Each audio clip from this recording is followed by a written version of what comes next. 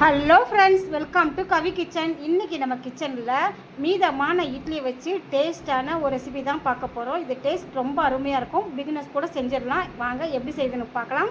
இதுக்கு தேவையான பொருள் என்னென்னு பார்க்கலாம். 1 spoon tomato sauce, 1/2 spoon salt, 1 spoon chilli powder, 1 spoon இஞ்சி பூண்டு விழுது, 1 spoon chilli paste, 1 spoon tomato sauce. இப்போ இதுக்கு தேவையான பொருள்லாம் பார்த்தாச்சு. இப்போ இதெல்லாம் ஒரு ஓரமாக இருக்கட்டும்.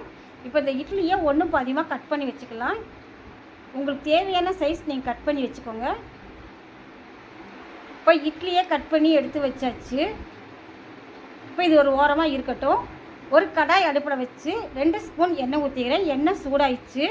1/2 ஸ்பூன் பெருஞ்சீரகம், 1 பிரிஞ்சி இலையை 2ஆக கட் பண்ணி வச்சுருக்கிறேன், 2 கிராம்பு. இது பொரியட்டும். இப்போ இது நல்லா பொரிஞ்சிருச்சு. நம்ம எடுத்து வச்ச இஞ்சி பூண்டு விழுது 1 ஸ்பூன் ஊற்றிடலாம்.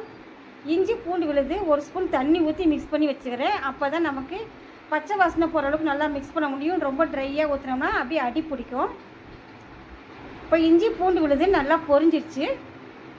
நம்ம எடுத்து வச்ச 1 ஸ்பூன் சில்லி பவுடரும் போட்டுடலாம். இதுக்கு தேவையான சால்ட்டும் போட்டுடலாம். இப்போ இந்த எண்ணெயிலே ஒரு 2 நிமிஷம் மட்டும் நல்லா வதக்கி விட்டுக்கலாம்.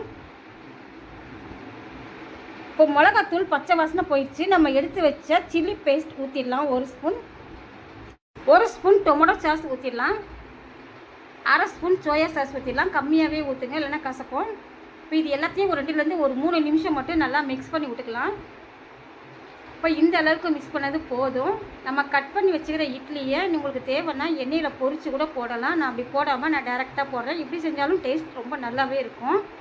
ஸ்டவ் சிம்மில் வச்சு ஒரு 4லேருந்து ஒரு 5 நிமிஷம் மட்டும் நல்லா மிக்ஸ் பண்ணி விட்டுக்கோங்க. உங்களுக்கு தேவைன்னா இஞ்சி பூண்டு வதக்கும் போதே உங்களுக்கு விருப்பமான காய் எது வேணாலும் போட்டுக்கலாம். குடமிளகாய், கேரட், பீன்ஸ் எது வேணாலும் போட்டுக்கலாம். நான் அந்த மாதிரி எதுவும் போடாமல் ரொம்ப சிம்பிளாக செய்கிறேன்.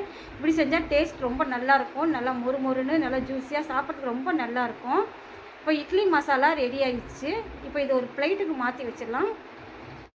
சுட சுட இட்லி மசாலா ரெடி ஆகிடுச்சு.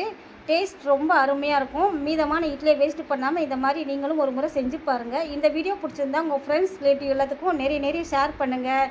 இன்னொரு நல்ல வீடியோவில் சந்திக்கலாம். பாய்.